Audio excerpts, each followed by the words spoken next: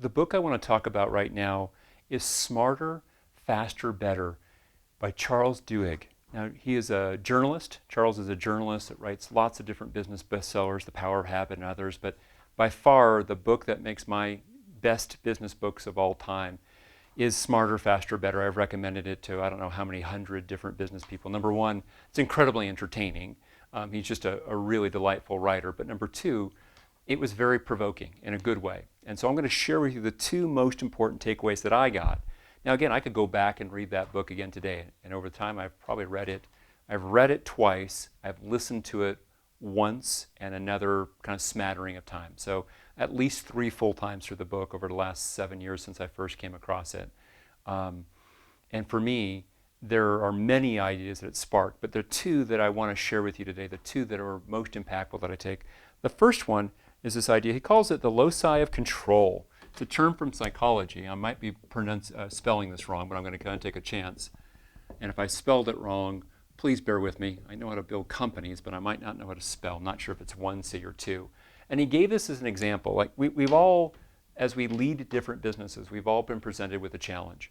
How do we take our workforce, our staff, and help them grow their responsibilities, grow the sense of being empowered, grow their engagement to taking ownership, grow their being proactive with what they do. And he gave an example for the Marines, and what he basically said, as you think about it, the Marines, they're taking a typical 18, 19-year-old kid, a young boy or woman, and they're helping them turn into a Marine. And they're doing this month after month after month. And they do this in such a way that when they're done, they've got a Marine who takes control, right, takes charge in situations that are very ambiguous, oftentimes quite dangerous, and also has a strong bias towards action.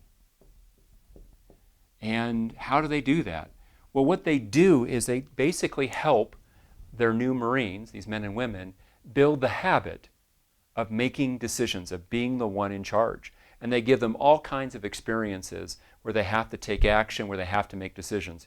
I mean, look, as a parent myself, I've got 3 young kids. And I thought to myself, how does this affect me as a parent? Well, I want my kids to be someone who take charge and have empowerment. I want my kids to have a bias toward the right actions. So, I'm not going to go ahead every morning and dress them. I'm going to ask them. I say, hey, do you want the blue shirt or the red shirt? Great, you want the red shirt. Do you want to put that on now, or do you want to brush your teeth first? Oh, you want to put it on now. When you brush your teeth, do you want to use the mint toothpaste, or do you want to still use the bubblegum toothpaste? We give all these series of choices.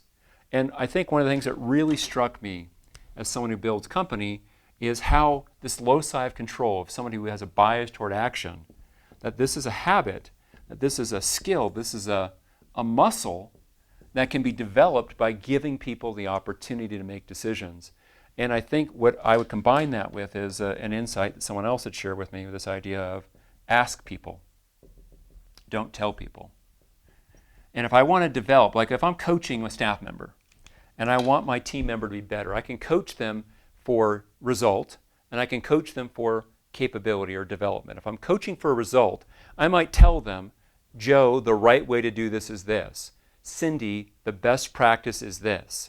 But if I'm coaching to develop them, I don't want to tell them what to do generally. I want to use questions to help them come to their own conclusion, to help them grow. And so I can help someone develop the habit or develop this muscle by asking them again and again for different choices. So the staff member comes to you and says, hey, David, I've got a problem. This happened. Great question you bring up here. If I wasn't here, what would you do? And I can kind of flip it back to them, not to be annoying, but to help them grow and develop this muscle of being able to take charge, of being empowered, and to have a bias towards action. The second concept that he shares in that book, and by the way, he does a lot more than just these two, but the second idea that I just absolutely fell in love with, it's one that I've used now teaching workshops. It's made a lot of sense for me. And he calls this disfluency. Now again, I'm sure he didn't come up with the word, but disfluency. And what he means is the harder we have to work to acquire a particular understanding, a body of knowledge, the more we work for it, the deeper that learning goes.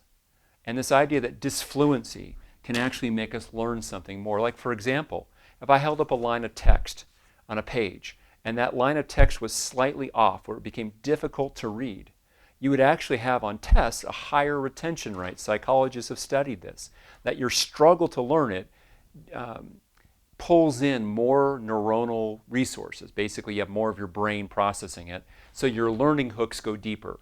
And he gave the example with a particular school that was in there trying to figure out what was going on for the school to help students learn more.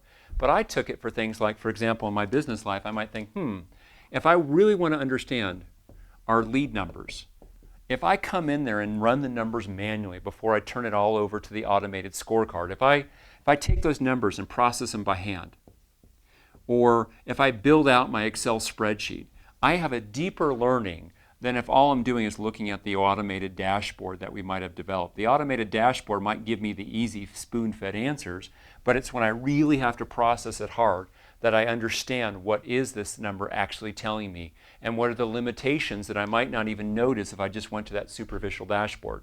Again, I still want the dashboard, but I want to make sure that before I just go straight to the dashboard, that the more I struggle with some of these numbers to really understand them, the deeper I'm going to know. And that was a pretty darn important one. It comes into play when I'm teaching clients. Like, we're doing workshops every quarter for our coaching clients.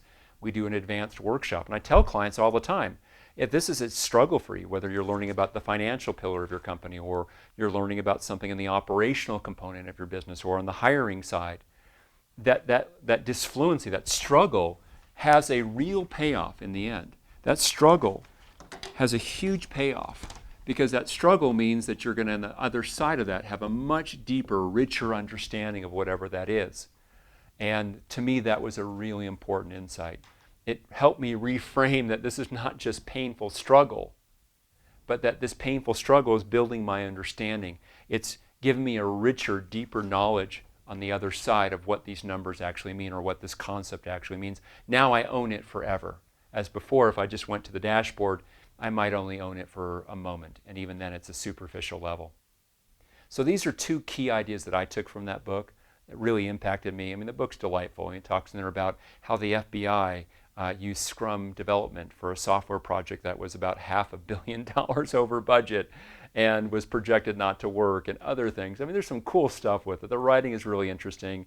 It's very provocative to get your thoughts, but these are the two that I took from it. I hope that you'll get the book and read it, but these are the two that I pulled from the book. And even today, as I think about these two things, still impact me today.